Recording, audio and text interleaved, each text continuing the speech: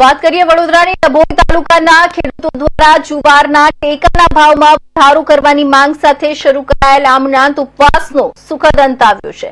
છેલ્લા 4 દિવસથી ઉપવાસ પર બેઠેલા ખેડૂતો અને રાજ્ય સરકાર વચ્ચે સકારાત્મક ચર્ચા બાદ ખેડૂતો દ્વારા ઉપવાસ સમાપ્ત કરવાનો નિર્ણય લેવામાં આવ્યો હતો। આ પ્રસંગે ડભોઈના ધારાસભ્ય શૈલેષ મહેતાએ ખેડૂતોને પાળના ખાતે મીઠાઈ ખવડાવી હતી। જુવારના પાકને યોગ્ય ભાવ ન મળતા ડભોઈ તાલુકાના ખેડૂતો છેલ્લા કેટલાક દિવસોથી આંદોલનના માર્ગે ઉતર્યા હતા। ખેડૂતો દ્વારા રેલી, આવેદનપત્ર અને ત્યારબાદ આમનાથ ઉપવાસ શરૂ કરવામાં આવ્યો હતો।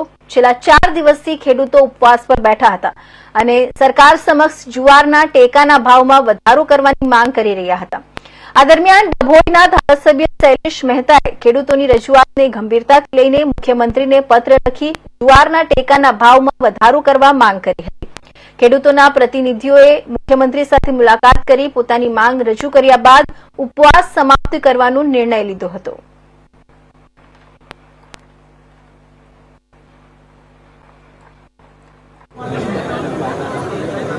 છેલ્લા 4-5 દિવસથી ડભોઈ તાલુકાના ખેડૂતો જુવારની ખરીદીને લઈને સરકારથી નારાજ હતા, અધિકારીઓથી નારાજ હતા। એના કારણે એમણે આંદોલનનો માર્ગ લીધો હતો। આજે એનો સુખદ અંત આવ્યો છે અને ખેડૂત આગેવાનો એ અત્યારે અમારા હાથે પારણા પણ કર્યા છે। આજે ખેડૂત આગેવાનો સાથે ગાંધીનગરની મુલાકાત લીધી હતી અને ત્યાં પુરવઠા મંત્રી રમણભાઈ સોલંકી અને ગુજરાતના મુખ્યમંત્રી શ્રી ભૂપેન્દ્રભાઈ પટેલ સાથે ચર્ચા વિચારણા કરી।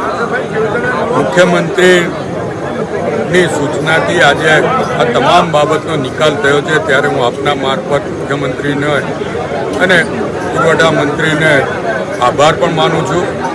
સાથે સાથે જ પાર્થ પટેલ અને એમની ટીમે જે ખેડૂતોમાં જાગૃતિ લાવ્યા છે, ખેડૂતોમાં એકતા લાવ્યા છે, એ બદલ એમને પણ અભિનંદન આપું છું।